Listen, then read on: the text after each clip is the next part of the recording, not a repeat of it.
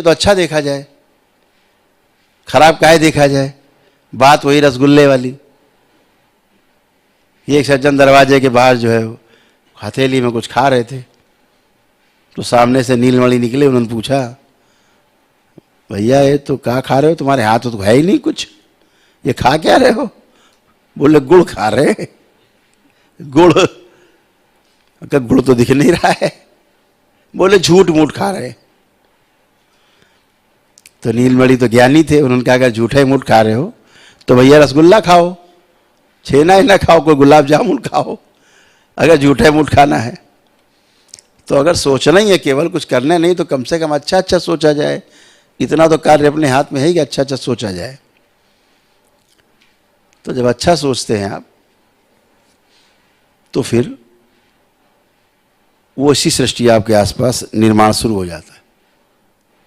आपने सोचा कि हमें तो सब तंत्र दीक्षित होकर के तंत्र में, और फिर तंत्र की सारी शक्तियां हमें अर्जित हो जाएगी, उसके बाद फिर हम दरबार वरबार लगा के कायदे से फिर हम ठोकाई करेंगे पब्लिक की, है ना। जहां ऐसा सोचा बस उतने ही भर के रह गए। आपकी जो प्रगति है वो थम गई। प्रकृति देख लेगी, ओह अच्छा इतने भर के लिए हो, ठीक है लगाओ दरबार करो, वहीं अपना छू छा करते रहो, उससे आगे नहीं बढ़ोगे, जाम। और अगर आपका लक्ष्य बृहद है, आपका लक्ष्य एकदम पवित्र है, कौन सा लक्ष्य है? हमें सेवा करनी है। बाकी तो सब बाय प्रोडक्ट है। शांति हो, चाहे धन हो, सुख हो, कुछ भी हो, वो सब बाय प्रोडक्ट है, वो सेवा से निकलता है। पता है आपको, इस दरबार में जब हम चिकित्सा करते थे आयुर्वेद की, तो हम फ्री चिकित्सा करते थे। हमारे साथ 8 डॉक्टर बैठते थे, हमारे सहयोगी। और इस समय 11 बजने वाला है रात में, इस समय से लाइन लगना यहाँ शुरू हो जाती थी सुबह के लिए। यानी सुबह हम बैठते थे चिकित्सा करने के लिए 6 बजे 7 बजे, तो रात में 11 बजे से लाइन लगना शुरू हो जाती थी। भयानक सर्दी में भी, जैसे मान लो मौसम सर्दी का है, लोग रजाई ओढ़ ओढ़ के बैठते थे लाइन लगा के, ऐसे लाइन लगा के लंबी। ये बैठे हैं उसकी हमारे साथ है, ये भी ये सब चिकित्सा करते थे। कई लोग यहाँ मौजूद हैं।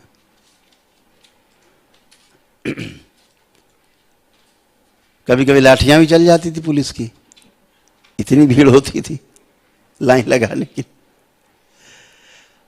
अब 7-8 डॉक्टर होने के बावजूद भी लोगों की मंशा रहती थी कि वो मिलना है वो वाले डॉक्टर साहब से, बड़े वाले से।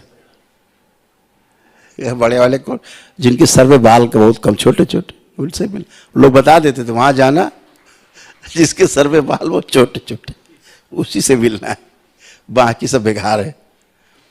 तो बैठे बेचारे, उनसे को वो डॉक्टर साहब बैठे, नहीं उनसे नहीं मिलना है। तो सुबह से बैठते थे, रात तक बैठे रहते थे। बाबा कृपा से स्टेमिना इतना था कि सुबह बैठ गए 6 बजे और शाम तक 6 बजे बैठे रहते थे, 12-12 घंटे एक ही जगह पे, उठते भी नहीं थे, लघु शंका करने में नहीं जाते थे, एक ही जगह बैठे रहते थे। भीड़ होती थी, सिर उठाने का मौका नहीं मिलता था ठीक से। तो एकदम फ्री चिकित्सा थी, कोई फीस नहीं, औषधि का कोई पैसा नहीं, एकदम औषधि फ्री, सबको फ्री औषधि। फिर उसका खूब दुरुपयोग हुआ। हमारे आध्यात्मिक गुरु थे श्री नागराज जी, वो वैद्य भी थे। हमसे उन्होंने एक दिन कहा कैसे चलो, आए हो यहाँ पधारे, कैसे चल रहा? हमने बहुत अच्छा चल रहा है। बोले बिल्कुल अच्छा नहीं चल रहा है ये। अरे क्या ले अच्छा चल रहा है, कोई कमी हो तो बता दे। बोले फ्री फंड वाला जो काम चल रहा है बिल्कुल ठीक नहीं है, इसका दुरुपयोग होगा, सदुपयोग नहीं हो सकता है। जिसको चिकित्सा मिलनी चाहिए मिलेगी नहीं, ये बीच वाले लूट ले जाएंगे और असली वाले भूखे रह जाएंगे, पक्का है। मुझे ऐसा प्रतीत धीरे धीरे होने लगा था कि वाकई में ऐसा कुछ हो रहा है। मैंने पता लगाया तो पता लगा कि लाइन में मान लीजिए 1000 आदमी लगा है, तो उसे 500 आदमी ऐसा लगा जो दूसरों के लिए दवा लेने आया है। पैसा तो पड़ना नहीं था, पैसा नहीं पड़ना था। वहाँ पहुँचे डॉक्टर साहब के पास, बताओ ये कष्ट है, ये कष्ट है, ये कष्ट है, ये अच्छा अच्छा ठीक, इनको दवा दे दो। दूसरे कष्ट बता के दवा लेके चले गए, फ्री मिल रहे। अब वो घर में रखे कि फलाने रिश्तेदार हमारे आएंगे, उनके रिश्तेदार फ़ोन करते यार चले जाना, हमारे लिए दवा ले आना वहाँ से। और तो लोग आके लाइन लगा के ले जाते। अब वो दवा रखी है, दवा रिश्तेदार आए कि नहीं आए, पैसा तो लगा नहीं, तो फेंक दिया नाली में उन्होंने। ऐसे दुरुपयोग खूब हुए, बहुत दुरुपयोग हुए। नागराज जी ने कहा, फिर हमने उसको चार्ज शुरू किया, तो 10 रुपये लगाया पहले, फिर 20 रुपये किया, फिर भी भीड़ नहीं मानी, भीड़ उठा पटक, 50 रुपये किए, 100 रुपये किए, भीड़ नहीं मानी तो नहीं मानी, 500 रुपये लगा दी, भीड़ कम हो जाए, भीड़ और बढ़ गई। अब 500 रुपये फीस लगाई हमने अपनी, तो जो भीड़ थी वो 4 गुनी हो गई। तो हमें निर्णय लेना पड़ा कि हमें ओपीडी में बैठने नहीं है, काम ही खत्म, हम उधर बैठेंगे ही नहीं। अब ये भीड़ इतनी चली आ रही, मान ही नहीं रही है। तो फिर थोड़ा और डॉक्टर से कहा तुम लोग चिकित्सा करो, हम जरा ओपीडी, फिर 2 साल में ओपीडी नहीं बैठा, क्योंकि उद्देश्य को धन कमाना नहीं था। तो ये सब देखा हमने, सब चीज़ें। तो आप इस दीक्षा के बाद एक अच्छे लेवल पे पहुंच करके, वहाँ जहाँ पर आप स्वयं सुरक्षित हो जाएं पहले, कि हम किसी की चिकित्सा करेंगे, किसी का हम सहयोग करेंगे, तो हम पूरी तरह सुरक्षित रहेंगे। जब इस वाले मुकाम पे आप पहुंच जाएंगे, तो फिर आप व्यवस्था बना सकते हैं। कोई एक व्यवस्था तो बनानी पड़ती है, लेकिन वो एक पवित्र व्यवस्था हो, जिसमें आपके तमाम साथी शामिल हों। जैसे आप सब शामिल हैं, हमारे साथ हो रहे हैं धीरे धीरे। पता नहीं किसको कहाँ की क्या व्यवस्था मिले, किसको कहाँ की जिम्मेदारी मिले, कल को किसको विदेश जाना पड़े, किसको देश में जगह जगह जा कर के दरबार जो बन रहे हैं नए नए जगह, वहाँ जा कर के जिम्मेदारी संभालनी पड़े। आप में से मान लीजिए आज 165, एक करीब 225 लोगों को आज दीक्षा मिल रही है। 175 हो गए, 177 लोग हो गए हैं, 173 थे, 4, 177 लोग हो गए, 4 लोग बढ़ गए ना इधर, 177 हो गए।